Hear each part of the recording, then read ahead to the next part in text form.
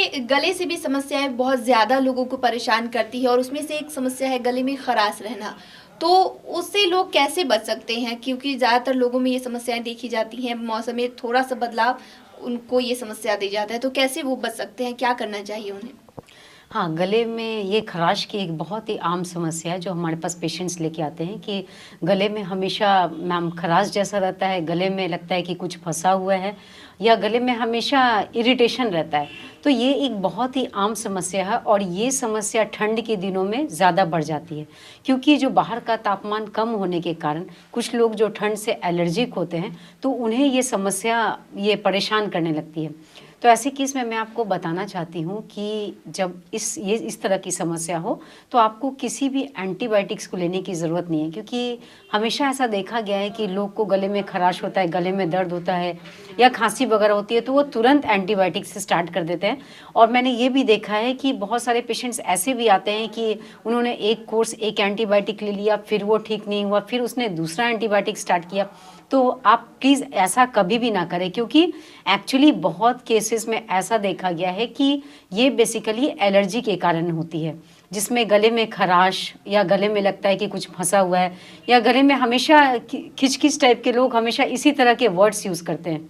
तो वैसे केस में आपको करना क्या है? वैसे केस में मोस्ट इम्पॉर्टेंट है कि आप अपने आप को ठंड से बचाइए। दूसरी बात है कि आप कुछ एंटीहिस्टामिनिक्स ले सकते हैं, जिससे आपकी ये समस्या कम हो जाएगी। वार्म सॉल्ट वाटर गार्गल मतलब कि अगर उसमें नमक केवल नमक डाल के गर्म पानी से आप गार्गल करें, तो उससे भी आपको बहुत फ़ायदा होता है। हमेशा किसी मेडिकेटेड गार्गल करने की कोई ज़रूरत नहीं पड़ती है। इसके अलावा अगर किसी को ये समस्याएँ बढ़ जाती हैं, तो कब उसे डॉक्टर के पास जाने की ज़रूरत है?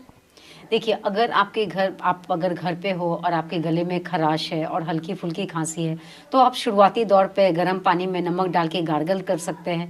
कुछ एंटीहिस्टामिनिक्स टैबलेट्स ले सकते हैं एंड ये एंटीबायोटिक्स आपको लेने की ज़रूरत नहीं है। ठंड से बचिए और कुछ दिन वेट कीजिए, 4-5 डेज़ ऐसा वेट कीजिए। बट इसके बावजूद भी आप देख रहे हैं कि आपके गले में जो ये समस्या है वो बढ़ती जा रही है। इसके अलावा आपको थोड़ा बुखार जैसा लग रहा है, फिर खाँसी आ रही है और खाँसी से जो बलगम निकल रहा है वो येलो कलर का है, तो वैसे केस में आपको डॉक्टर से सलाह लेने की ज़रूरत है क्योंकि आपको एंटीबायोटिक लेने की ज़रूरत पड़ सकती है। तो ये जैसा कि आपने एलर्जी का ज़िक्र किया था, तो ये कोई भयानक जैसे कोई बीमारी के भी संकेत हो सकते हैं या फिर कोई एलर्जी? वही मैं बताना चाह रही हूँ, जैसे ये जो गले में खराश की समस्या है कि और या गले में जो ये भी बोलते हैं कि गले में कुछ फँसा हुआ है, कुछ गला में फँसा हुआ है, ये भी एक लोगों की बहुत ही आम समस्या है। ये जो फँसा हुआ रहने का ये एक बहुत ही कॉमन कॉज़ ये भी देखा गया है कि एक साइलेंट रिफ्लेक्स जो एक टर्म है जिसमें लोग बोलते हैं कि मुझे कोई एसिडिटी नहीं है, बट एक टर्म है जिसे साइलेंट रिफ्लेक्स कहते हैं। उसमें क्या होता है कि जो गले में जब एसिड चढ़ता है तो वो उस पर्टिकुलर गले के एरिया को इरिटेट करता है और लोगों को ऐसा लगता है कि गले में कुछ फंसा हुआ है या गले में इरिटेशन हो रही है। तो वैसे केस में एंटी रिफ्लेक्स मेडिकेशंस भी लिए जा सकते हैं।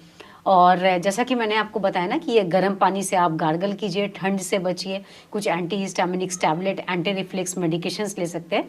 इससे ये समस्या आपकी ठीक हो जाएगी। बट ये वार्निंग साइन है कि नहीं, वो मैंने आपको जो बताया कि जैसे कि अगर आपको फीवर आ रहा है, कफ बहुत ज़्यादा बढ़ते जा रहा है, सांस में तकलीफ शुरू हो गई है या जब आप कफ या फ्लेम जो है जो उसको कफ आउट करते हैं तो येलो कलर का आ रहा है, तो वैसे केस में ये थोड़े वार्निंग साइन है और फिर आपको एक डॉक्टर से सलाह लेनी चाहिए।